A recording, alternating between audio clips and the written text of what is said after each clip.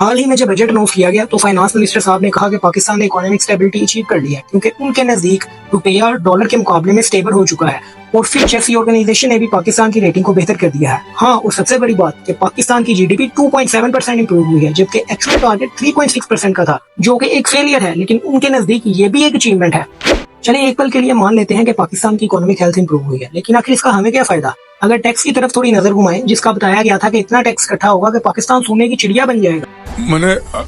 ऐसा कब कहा था? तो बताता चलूं कि एफपीआर ने 833 अरब का टारगेट मिस किया है टैक्स कलेक्शन का, जिसकी एक सबसे बड़ी वजह यह है कि हमारे यहाँ सिर्फ सैलरीड क्लास से टैक्स लिया जाता है और एलीट क्लास को तो हाथ भी नहीं लगाया जाता।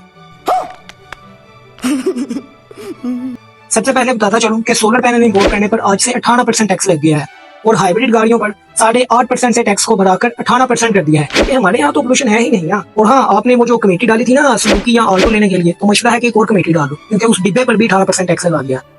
अब मैं चाहता हूँ कि आप सब यहाँ एक मिनट के लिए रुककर हमारे मिनिस्टर्स को जरा सल्यूट पेश करें, क्योंकि बेचारे बहुत काम करते हैं, सारा दिन साइन कर करके थक जाते हैं, इसलिए इनको तो बेनिफिट मिलना ही चाहिए। लिहाजा गवर्नमेंट ने इनकी तनख्वाहों को भी 1 लाख से बढ़ाकर 9.5 लाख कर दिया है, यानी 800% का इजाफा, और पार्लिमानी सेक्टर की पे को 83,000 से बढ़ाकर 4.5 लाख कर दिया है, जो कि अपने आप में ही एक बहुत बड़ा अजूबा है, क्योंकि पूरी दुनिया में आज तक कभी ऐसा नहीं हुआ कि एक ही रात में इतना बड़ा मेडिकल हो जाए। अब लास्ट पर बताता चलूं कि हमारे मुल्क के जो फैमिली ब्लॉगर्स हैं, इनका भी धंधा बैठने वाला है, क्योंकि यूट्यूबर्स और टिकटॉकर्स की इनकम पर भी 3.5% का टैक्स लग गया है। लेकिन मुझे क्या, धंधा फर्स्ट क्लास चल रहा है, टकाटक चल रहा है और नोटों की तो बारिश हो रही है।